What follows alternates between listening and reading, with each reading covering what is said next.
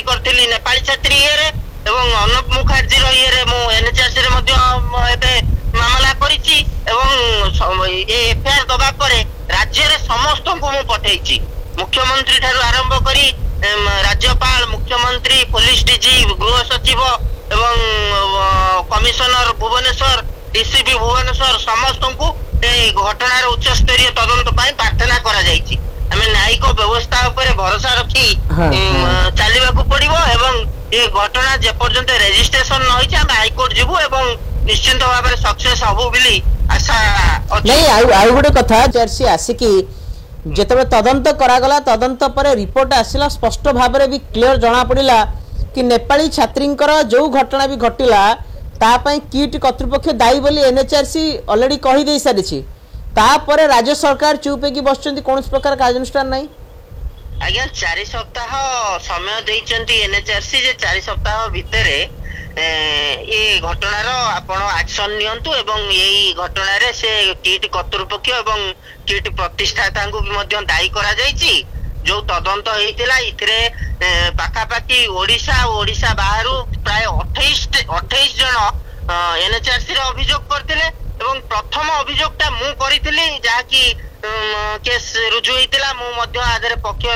हिसाब रे थिली एवं एनएचआरसी जो तदंतटा करिछि सटीक तदंत करिछि एवं सटीक तदंत करी रिपोर्ट देइछि एबे बाकी रहिला राज्य सरकार को मध्य हमें दाबी करूछु जे ए घटनार गोटे पुंखानुपुंख तदंत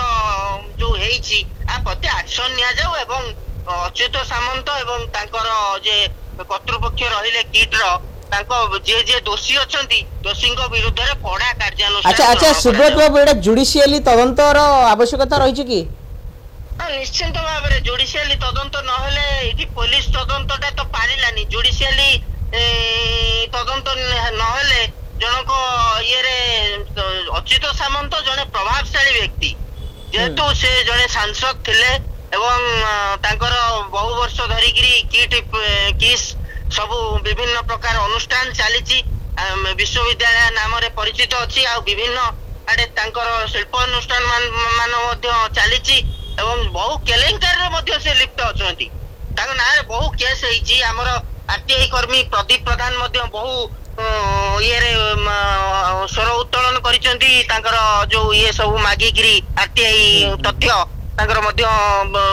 खोलताड़ चलची एवं ये घटना रे राज्य सरकार को मु अनुरोध करिवि मुख्यमंत्री मोहन माझी को मध्य अनुरोध करिवि ये घटना रे गोटे उच्च स्तरीय तदंत तांको तरफ भी करा जावा एक्शन निया जाऊ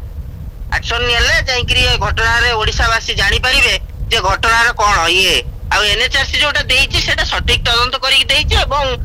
एक्शन नबा जरूरी अछि। धन्यवाद। ये थिले सुब्रत कुमार दास न्याय पाइन लड़ई परिवार तरफ मध्य भुवनेश्वर इन्फोसिस थाना रे अभियोग करा कि वास्तव रे